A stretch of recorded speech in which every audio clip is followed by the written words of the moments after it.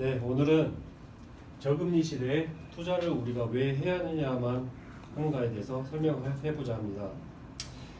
얼마나 낮기에 그 금리가 얼마나 낮기에 우리가 투자를 생각을 하느냐. 지금 현 상태는 1.5%로 낮은 상태예요.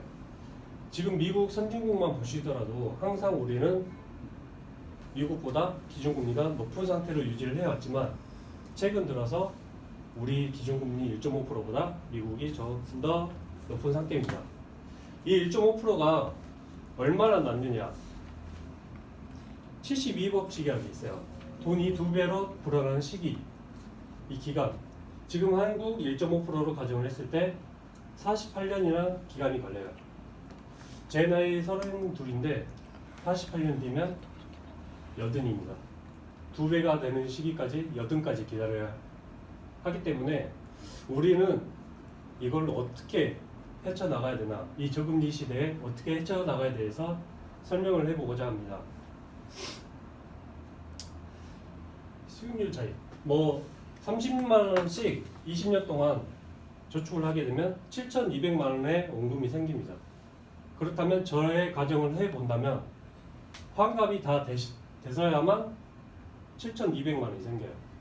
1억이 되지 않는 돈이죠. 근데 2%만 올려도 1억이라는 돈을 제가 가질 수가 있습니다. 거기서 4%만 더 올리면 8%로 이자를 가정한다면 원금의 2배 이상을 가질 수가 있게 됩니다. 이렇게 이 이자가 얼마에 따라서 우리가 가질 수 있는 돈이 커질 수 있다는 말씀을 드리고자 합니다. 지금 현 상태에서 우리는 저축의 금액을 늘리는 건 쉽지가 않습니다. 지금 하루 먹고 하루 살기도 힘든 상황에서 이 저축마저도 올리는 게 쉽지 않다는 말을 하고자 합니다. 두 번째, 기간. 지금 32 저로서도 20년 이후, 그리고 30년 이후, 40년 이후 너무 미래를 거두고 없다는 말씀을 드리고자 합니다. 1.5% 가정했을 때 2배가 되는 시기가 48년 뒤인데 언제까지 기간을 더 늘릴 거고 언제까지 금액을 올려서 우리가 할 수 있는 수준이 될까요? 그래서 지금은 수익률을 높이는 거에 집중을 하고자 합니다. 그러면 우리가 투자를 해야 되는데 투자를 잘 못하는 상황이 잘 몰라서이기 때문입니다. 우리가 공부를 할 때도 공부를 잘하는 사람을 따라하고, 그리고 음식을 할 때도 음식을 잘하는 사람을 따라하는 것처럼 이 투자도 투자를 잘하는 사람, 바로 워렌 버핏을 따라하고자 합니다. 워렌 버핏은 수익을 얻고 싶으면 투자를 하고, 그리고 좋은 주식을 사서 오래 가지고 있어요. 한마디로 장기 투자를 하란 말을 이야기를 하고 있죠. 근데 모든 상황에서는 징후가 있습니다. 태풍이 오기 전에는 맑다든지, 아니면 이번 추석처럼 추석이 지나서는 추석이 왔을 때는 사과랑 배가 급등한다든지 이런 징후가 있는데, 투자에서도 이 징후를 알 수 있습니다. 3차 산업혁명을 예를 들어서 설명해 보자면 3차 산업혁명은 닷컴 혁명이라도 말씀을 할 수가 있습니다. 이 닷컴 혁명을 활용해서 수혜를 받은 자가 바로 스티브 잡스. 이 스티브 잡스가 애플을 만들었죠. 이 애플은 언제 어디서나 어떻게 인터넷을 활용할 수 있게, 항상 활용할 수 있게 만드는 것이 애플인데, 이 애플이 단 10년 만에 10배를 수익을 얻었습니다. 서두에 말씀드렸던 1.5%의 가정했을 때 48년이 걸렸던 게 그건 단 2배였죠. 여기서는 10년 만에 10배나 수익을 올렸습니다.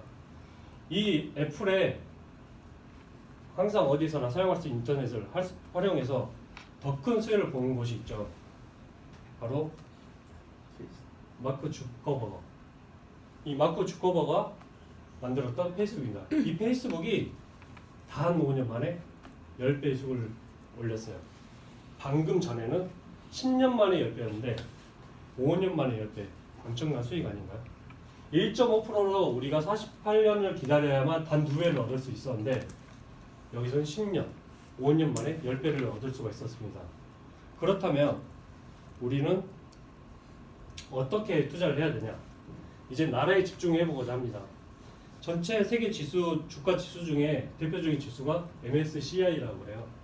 이 MSCI는 선진 시장, 신흥 시장, 프론티어 시장으로 나뉘는데 선진 시장에는 대표적으로 우리가 많이 알고 있는 미국, 신흥 시장에는 우리가 살고 있는 한국, 그리고 한때 많이 수익을 올렸던 중국, 그리고 신흥 시장보다 좀 더 발전 가능성이 있는 프론티어 시장에는 베트남이 있습니다.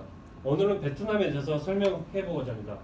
근데 베트남에 앞서서 베트남과 똑같은 상황을 겪었던 중국에 대해서 먼저 설명을 해 보고자 합니다.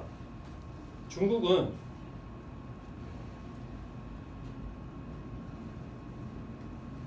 넓은 땅덩어리, 그리고 세계적으로 많은 인구, 그리고 후방통으로 인해서 외국인 투자자들을 많이 유치를 했고요. 그리고 이 G2는 초강대국이 미국과 신흥 강대국의 중국을 합쳐서 이야기를 부르는 말인데, 이 중국이 혼자 초강대국으로 다시 발전해 나가겠다, 이 정도를 생각할 수 있을 만큼 지금 많이 발전한 게 중국입니다. 이 중국을 따라가는 게 지금 베트남인데요.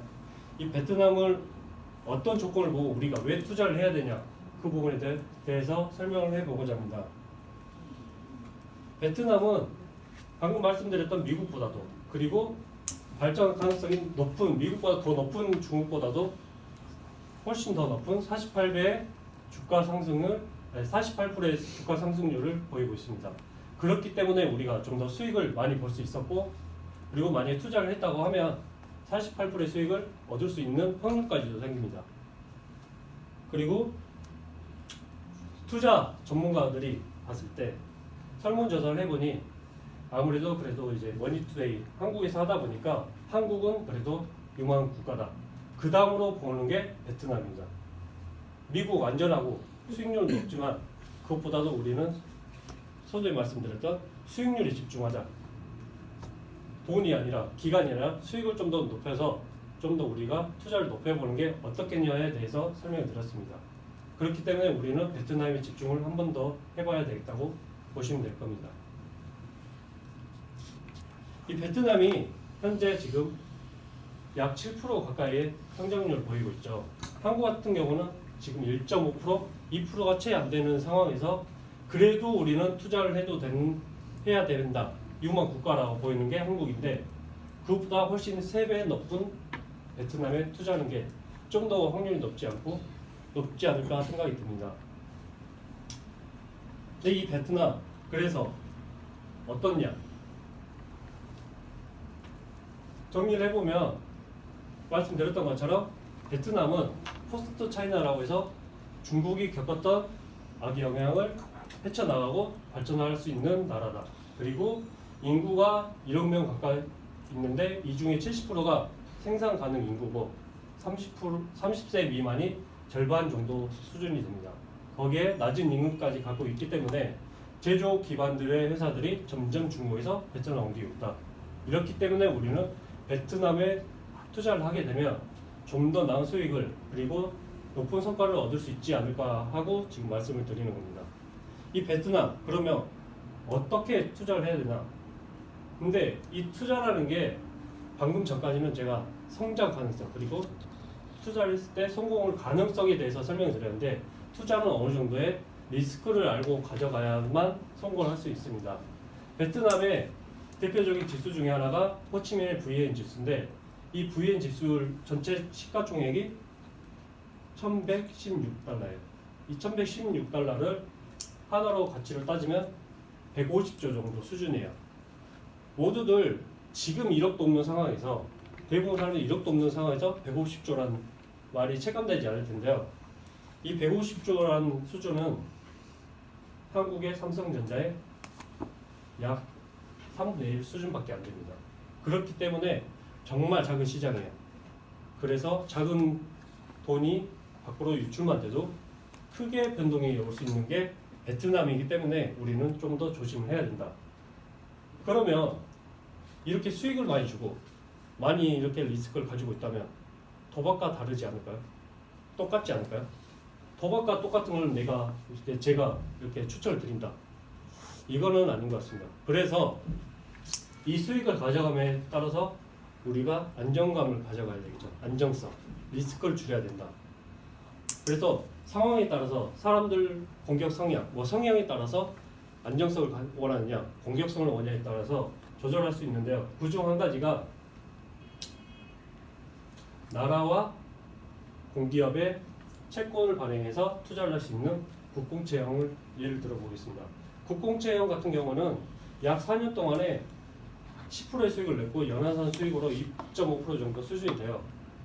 2.5%면 현재 한국 기준금리보다 높은 상황이죠. 근데도 나라와 나라와 공기업의 채권을 두었기 때문에 좀 더 안정성이 높다. 보시면 크게 이렇게 오르지 않는 부분을 볼 수가 있어요. 하지만 꾸준히 오르고 있다는 걸 볼 수 있을 겁니다. 그리고 미국의 지수를 보면 다우산업 지수가 있고 나스닥 지수가 있어요. 이 중에 이제 흔히 말하는 다우 지수라고 그러죠. 이 다우 지수라는 게 우량채 30개의 기업을 가지고 이제 지수를 내서 이제 통틀어서 이야기를 하는 건데, 지금 30개 기업이다 보니까 어떻게 보면 변동성이 클 수가 있어요. 그런데도 미국에서는 이 지수를 대표로 해서 기준을 삼아서 투자도 하기도 해요. 그래서 3개월간의 수익을 보면 좀 더 어떻게 보면 변동성이 좀 커 보이죠. 항상 올라가는 것도 아니고 항상 떨어지는 것도 아니고. 하지만 이 기간이 이 3개월에서 10년으로 늘리면 만만한 곡선이 보이죠. 꾸준히 오는 것처럼 볼 수가 있습니다. 그렇기 때문에 워렌 버핏이 이야기했던 것처럼 우리는 좋은 종목을 사서 길게 가져가라. 장기 투자를 하게 된다면 이렇게 안정성까지 가져갈 수가 있습니다. 그렇기 때문에 우리는 적금만 아닌 투자를 이용해서 수익도 얻고 안정성을 가져가면서 좋은 재테크를 할 수 있지 않을까 생각이 듭니다. 저금리 시대인 지금 모른다고 투자를 피하기만 하실 건가요? 우리는 지금 투자를 시작해야 합니다. 여기까지.